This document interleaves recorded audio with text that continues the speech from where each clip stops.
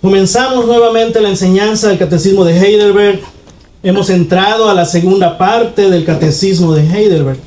Ya entramos a la segunda parte y estamos estudiando cómo el ser humano puede ser liberado del castigo de Dios y cómo puede volver a gozar del favor de Dios.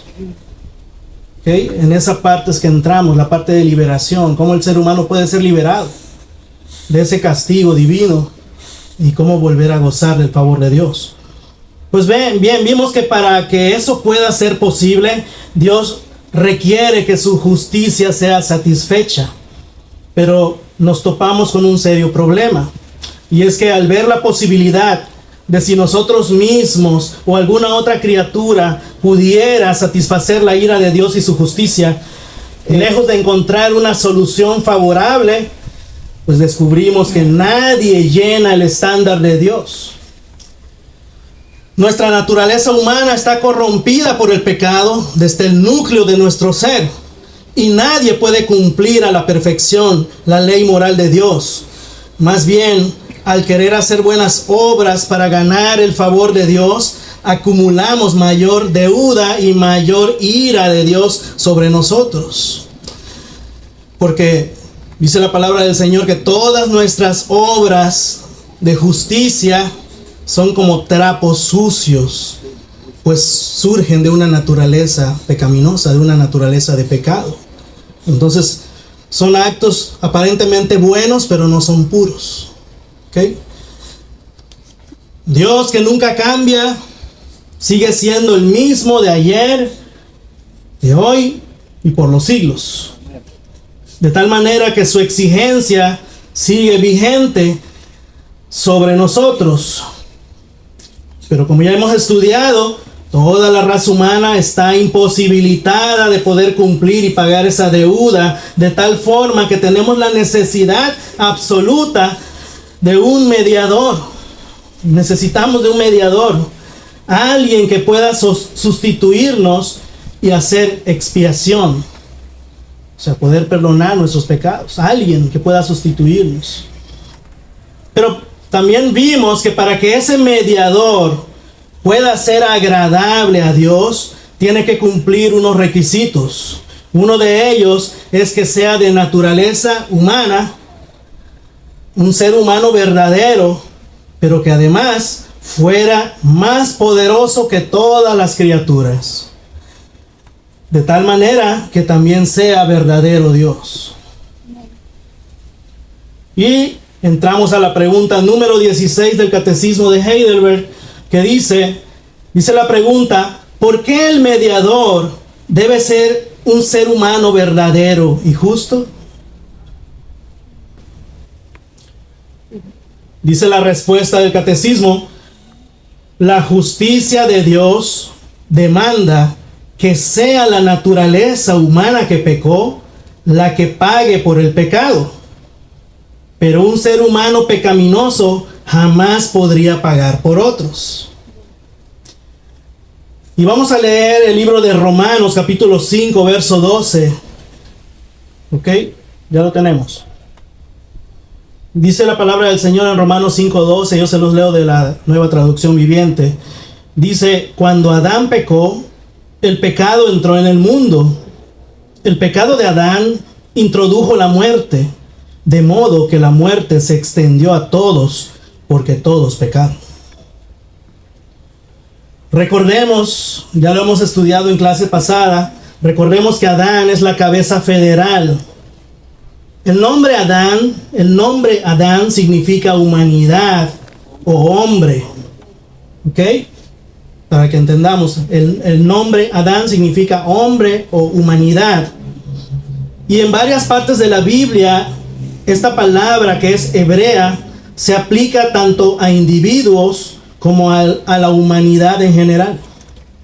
Además de usarse como nombre propio, de tal manera que en Adán estamos representados toda la raza humana. Y al Adán pecar, pues pecamos todos, porque la naturaleza de pecado se traspasa de generación en generación desde Adán. Recuerden que la corrupción engendra corrupción. Entonces, por lógica, si Adán pecó, el hombre, el ser humano pecó, por lógica tiene que ser la naturaleza humana que pecó la que tiene que pagar por el pecado. Es lo que estamos viendo. Es lo que estamos viendo y es la respuesta que nos da de la pregunta: ¿por qué el mediador debe ser un ser humano verdadero y justo? Porque lo que demanda la ley es que la naturaleza humana que pecó pague por el pecado. Sin embargo, como leímos la enseñanza también pasada, leímos el Salmo 49, versos 7 al 9. Y se los vuelvo a leer de la Nueva Traducción Viviente. Salmo 49, versículos 7 al 9, dice: nadie puede redimirse de la muerte, ni redimir la vida de otro pagándole un rescate a Dios. La redención no se consigue tan fácilmente, pues nadie podrá jamás pagar lo suficiente como para vivir para siempre y nunca ver la tumba. Así que, humanamente, pues no encontramos ningún mediador. Aunque la naturaleza humana es la que debe de pagar, pero humanamente nos damos cuenta que no encontramos a alguien que pueda pagar esa deuda ante Dios y satisfacer la justicia y la ira de Dios. Todos estamos bajo pecado. Y otro problema es que todos somos mortales. Y para aquellas personas que ponen su confianza en santos o en mediadores, pues están equivocados y están engañados por Satanás. Porque al ser cada uno de esos santos, mediadores, mortales, pues no permanecen para siempre y no pueden ser mediadores para siempre. Además de ser de la misma naturaleza de pecado que todos, no son justos. Entonces, lamentablemente, esas personas que ponen su confianza en algo o en otro ser, en algo creado, pues simplemente están siendo engañados por Satanás. No tienen ningún poder. Nuestra deuda con Dios es infinita, ¿ok? Es una deuda infinita y solamente un ser infinito puede pagar. De manera entonces que solo Dios puede resolver el problema. Solo Dios lo puede resolver. Romanos capítulo 5, verso 15. De igual manera se los voy a leer de la Biblia Nueva Traducción Viviente. Dice la palabra del Señor, Romanos capítulo 5, verso 15 de la Nueva Traducción Viviente. Pero hay una gran diferencia entre el pecado de Adán y el regalo del favor inmerecido de Dios. Pues el pecado de un solo hombre, Adán, trajo muerte a muchos. Pero aún más grande es la gracia maravillosa de Dios y el regalo de su perdón para muchos por medio de otro hombre, Jesucristo. Concluimos entonces que el único ser de valor infinito que puede pagar nuestra deuda infinita es Dios mismo. No hay nadie más. Tiene que ser Dios mismo quien resuelva el problema del ser humano. Sí, la ley está demandando que la naturaleza humana que pecó tiene que pagar. Ahora, la cuestión es esta. Es una deuda infinita y solo un ser infinito la puede pagar. Entonces Dios es el único ser infinito. Entonces Dios viene a resolver el problema. Él es ese ser infinito. Pero otra situación, que Dios no puede morir porque es Dios. Pero la condena tiene que castigarse. Porque dice la palabra que la paga del pecado es muerte. Tiene que aplicarse esa condena. ¿Qué hizo Dios? ¿Qué hizo Dios? Se hizo hombre. Eso fue lo que Dios hizo. Se hizo hombre. ¿Para qué? Ahora lo vamos a ver en la siguiente pregunta, que dice la pregunta número 17. ¿Por qué el mediador también debería ser verdadero Dios? Pregunta número 17. ¿Por qué el mediador también debería ser verdadero Dios? Y la respuesta que viene ahí dice: para que el mediador sea capaz de soportar por el poder de su divinidad el peso de la ira de Dios en su humanidad, y ganar para nosotros y restaurar para nosotros la justicia y la vida. Gloria a Dios. Amén. Aleluya. Entonces, este mediador, al ser 100% hombre verdadero y justo, y 100% Dios verdadero, tiene un valor infinito, siendo entonces la ofrenda perfecta por nuestros pecados.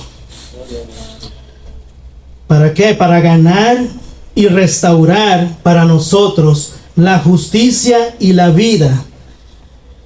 Entonces, aquel hombre justo, santo y perfecto, manso y humilde, aquel hombre, Dios, aquel hombre que nunca pecó, Dios hizo que fuera la ofrenda.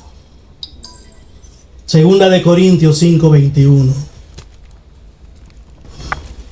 Dice la palabra del Señor ahí en Segunda de Corintios capítulo 5 verso 21.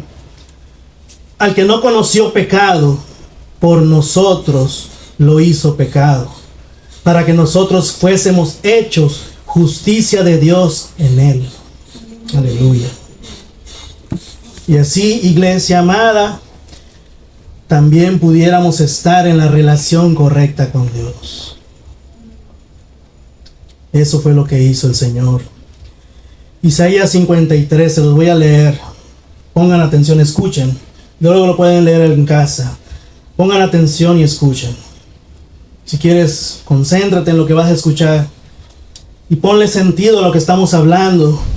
Isaías 53 dice: ¿quién ha creído a nuestro anuncio? ¿Y sobre quién se ha manifestado el brazo de Jehová? Subirá cual renuevo delante de él, y como raíz de tierra seca. No hay parecer en él, ni hermosura. Le veremos más inatractivo para que le deseamos. Despreciado y desechado entre los hombres, varón de dolores, experimentado en quebranto, y como que escondimos de él el rostro. Fue menospreciado y no le estimamos. Ciertamente él llevó nuestras enfermedades y sufrió nuestros dolores. Y nosotros le tuvimos por azotado, por herido de Dios y abatido. Mas él herido fue por nuestras rebeliones, molido por nuestros pecados. El castigo de nuestra paz fue sobre él, y por su llaga fuimos nosotros curados. Todos nosotros nos descarriamos como ovejas, cada cual se apartó por su camino, mas Jehová cargó en él el pecado de todos nosotros. Angustiado él y afligido, no abrió su boca. Como cordero fue llevado al matadero, y como oveja delante de sus trasquiladores, enmudeció y no abrió su boca. Por cárcel y por juicio fue quitado, y su generación, ¿quién la contará? Porque fue cortado de la tierra de los vivientes, y por la rebelión de mi pueblo fue herido. Y se dispuso con los impíos su sepultura, mas con los ricos fue en su muerte. Aunque nunca hizo maldad, ni hubo engaño en su boca. Con todo eso Jehová quiso quebrantarlo, sujetándole a padecimiento.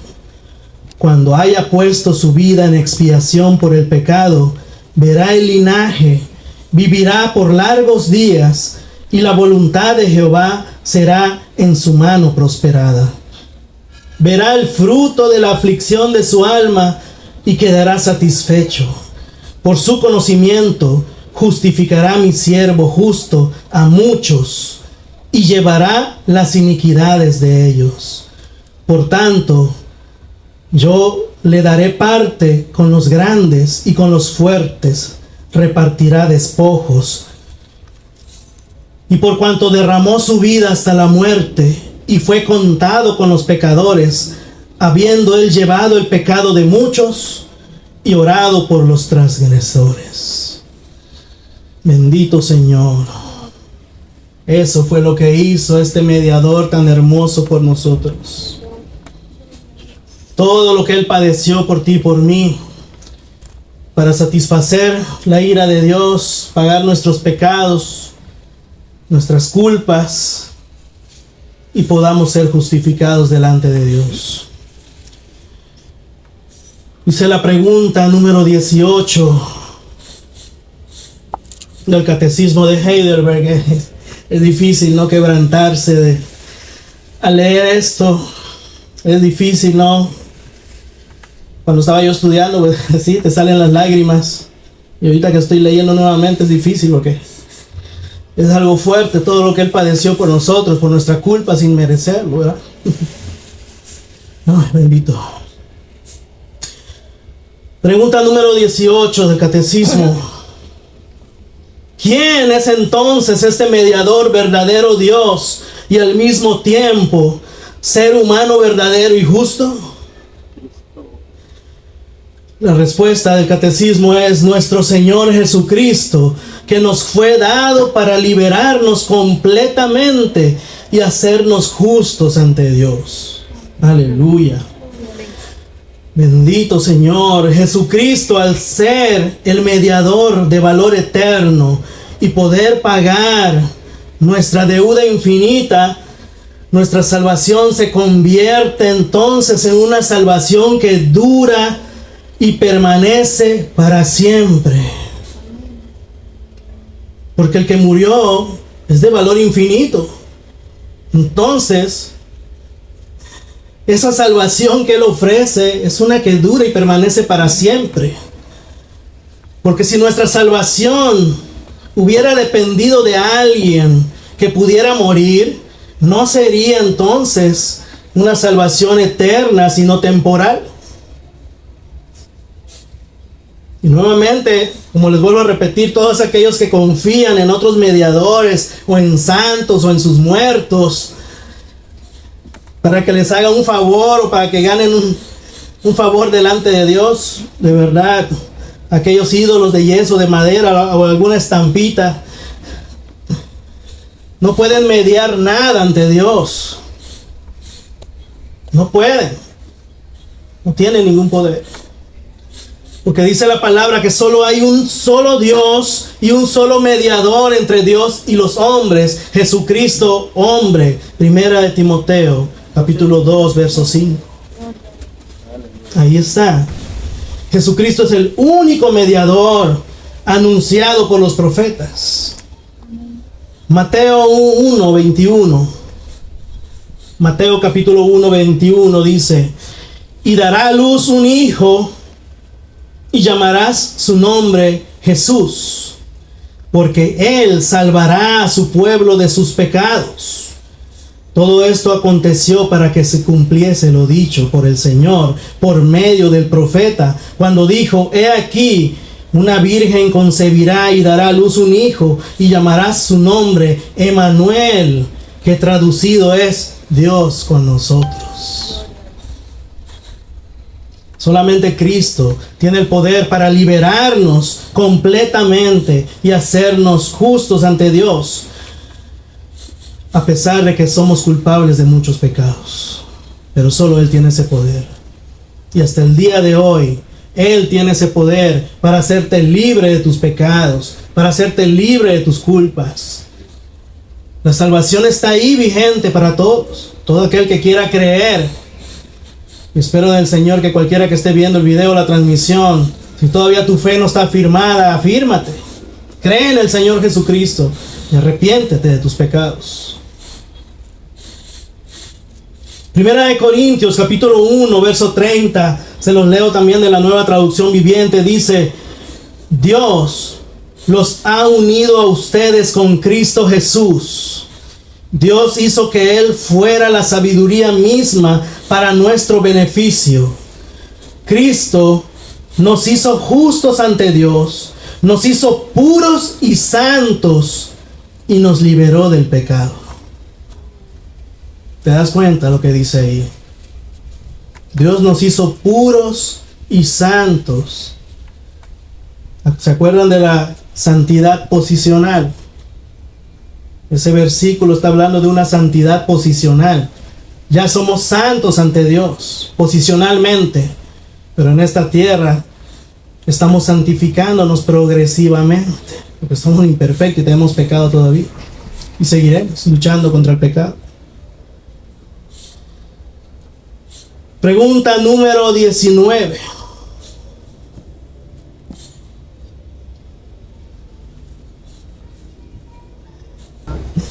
Pregunta número 19. Dice: ¿cómo te enteraste de esto? El catecismo nos pregunta: ¿cómo te enteraste de esto? Y la respuesta que nos da, me lo dice el Santo Evangelio. Ya en el paraíso, Dios empezó a revelar el Evangelio. Después, Dios lo proclamó por medio de los santos patriarcas y profetas, y lo prefiguró por medio de los sacrificios y otras ceremonias de la ley. Y finalmente, Dios lo cumplió mediante su propio amado Hijo. Gloria a Dios. Y vamos a leer varios pasajes bíblicos ahora.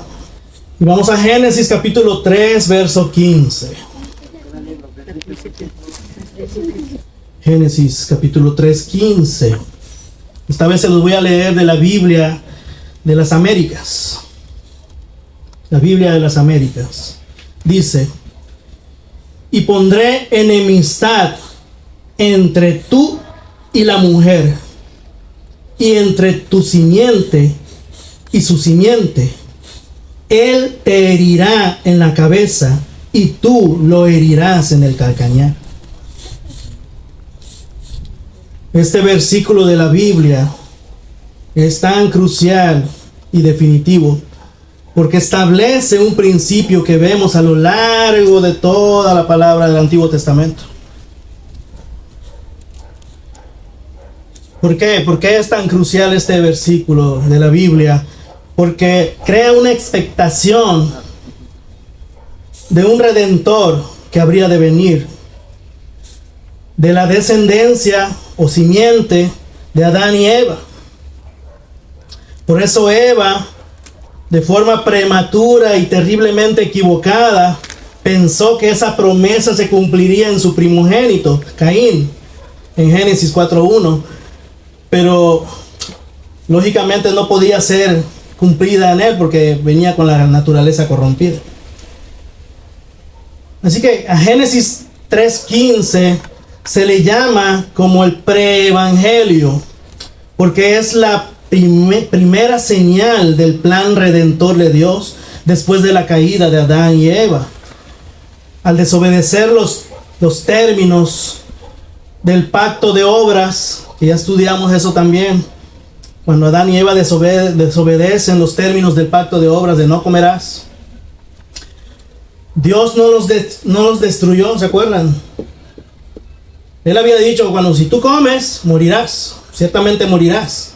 Pero ellos comieron y no murieron. ¿Qué pasó ahí? Bueno, espiritualmente murieron, sí, pero también era una muerte física, era muerte total. Dios dijo que los iba a destruir si comían. Morirás ciertamente. Era una muerte física también, pero no lo hizo el Señor así. Y no los destruyó. Y me imagino que muchos tal vez ya habrán pensado, porque a mí también se me ha venido, ¿por qué Dios no destruyó de una vez a Adán y Eva en ese momento cuando pecaron? ¿Por qué Dios no acabó con ellos y ya se hacía justicia inmediatamente? ¿Por qué no fue así? Porque muchos me imagino que ya habrán dicho eso, habrán pensado eso. Cuando ven, ¿y por qué tuvo que pasar todo esto y todas nuestras luchas? ¿Por qué no Dios acabó con Adán y Eva ahí? Si dijo que si comían del árbol iban a morir, tenían que morir. Pero no, Dios no lo hizo así. Hubiese sido más fácil. Se hubiese hecho justicia inmediatamente. Pero no lo hizo, sino que les reveló su pacto de gracia al prometerles a un redentor, a un salvador. Vamos a Génesis 22, 18. Esa promesa del redentor y salvador comenzó en Génesis. Entonces esa promesa comenzó con Adán y Eva, y a lo largo de la escritura, como leímos en la respuesta del catecismo, a través de los patriarcas, de los profetas, y hasta que vino esa promesa y se cumplió. Génesis 22, 18 dice: en tu simiente serán benditas todas las naciones de la tierra, por cuanto obedeciste a mi voz. Ese fue Abraham. Entonces, de igual manera, cuando Dios hace pacto con Abraham, con el patriarca Abraham, Dios menciona de una simiente, lo que nos dice que Dios está haciendo algo en la historia de Israel que tiene una raíz en la promesa dada en el paraíso desde Adán y Eva. Sigue mencionando esa simiente. Algo está haciendo Dios. Biblia de las Américas nuevamente. Jeremías 23. Jeremías 23, 5 6 dice: he aquí vienen días, declara el Señor, en que levantaré a David un renuevo justo, y él reinará como rey, actuará sabiamente y practicará el derecho y la justicia en la tierra. En sus días será salvo Judá, e Israel morará seguro. Y este es su nombre por el cual será llamado: el Señor, justicia nuestra. La versión Reina Valera dice: Jehová, justicia nuestra. Amén, aleluya. El libro de Hechos, capítulo 10, verso 43. Estamos viendo cómo desde toda la escritura, estamos como un repaso breve, pequeñito, de cómo desde el principio en Génesis, esa promesa de un redentor fue dada. Porque la pregunta dice: ¿cómo te enteraste de eso? Nos dice el catecismo. Bien. El Santo Evangelio nos lo dice, y desde el principio, desde el paraíso, se nos fue anunciado que vendría un redentor. Y estamos viendo en Génesis 3:15 cómo desde ahí se anunció, y cómo a partir de ahí, luego los patriarcas, luego los profetas, hasta que se cumplió esa promesa. Y es lo que estamos viendo. Hechos capítulo 10, verso 43 de la Biblia de las Américas, se los voy a leer. De este, ¿quién? Jesucristo. De este dan testimonio todos los profetas, de que por su nombre todo el que cree en él recibe el perdón de los pecados. Amén. Romanos capítulo 10, verso 4, se los leo también de la Biblia de las Américas, dice: porque Cristo es el fin de la ley para justicia a todo aquel que cree. Aleluya. Bendito Señor. Gálatas capítulo 4. Se los leo también de la versión Biblia de las Américas.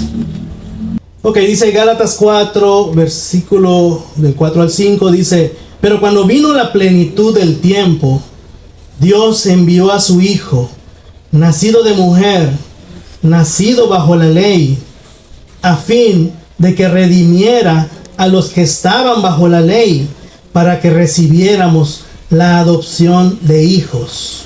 O como dice la Biblia, Nueva Traducción Viviente, dice: a fin de poder adoptarnos como sus propios hijos. Me gusta cómo lo dice la Traducción Viviente. Así que Cristo es el único mediador, ¿ok? Ya lo vimos, ya llegamos hasta este punto, tanto de la Escritura como del Catecismo, cómo comenzó todo, ¿verdad?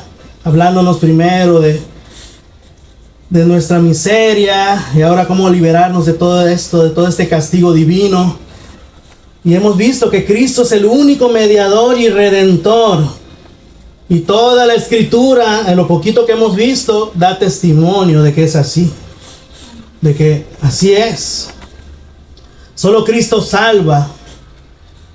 ¿Por qué?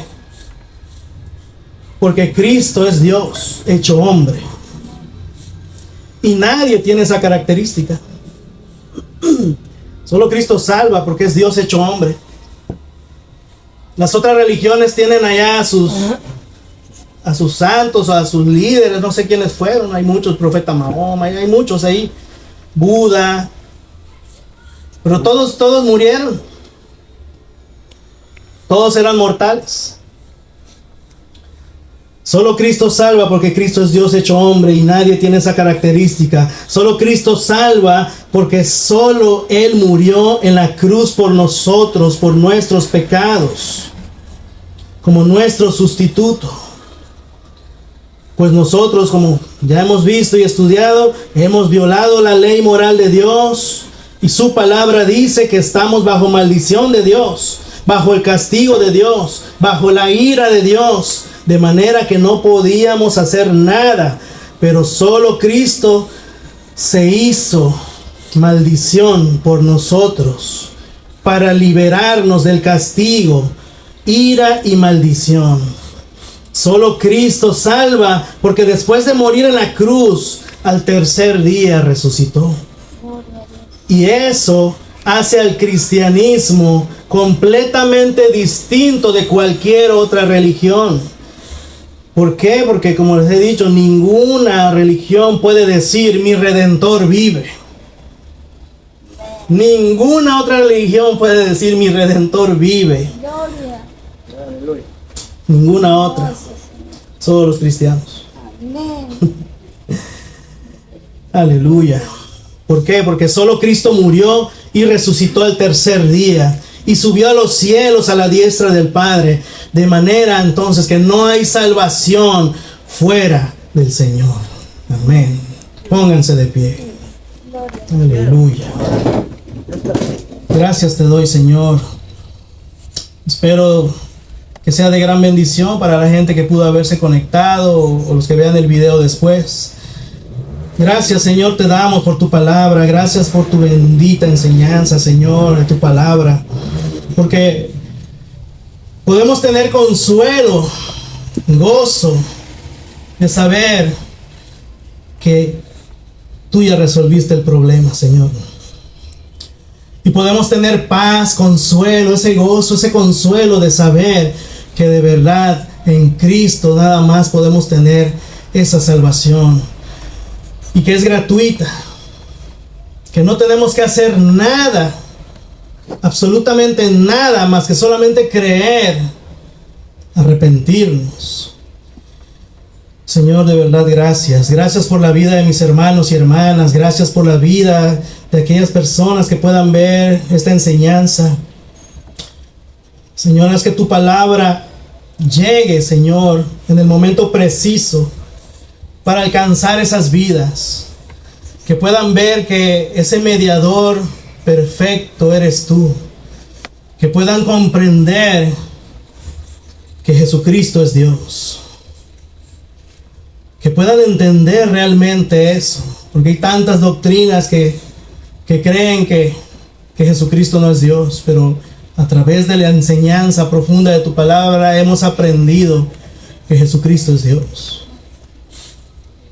Que es 100% humano, pero también es 100% Dios. Así que gracias, Señor, porque si no fuera de esa manera, no pudiéramos ser salvos. Gracias por tu salvación. Gracias por esa salvación infinita.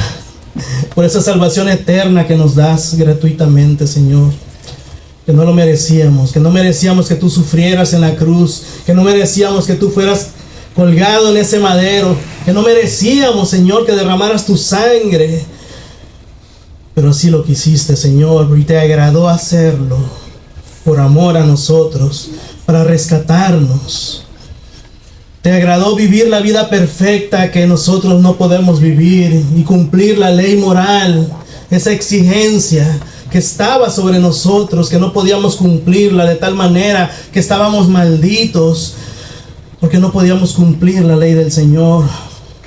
y tú nos has librado.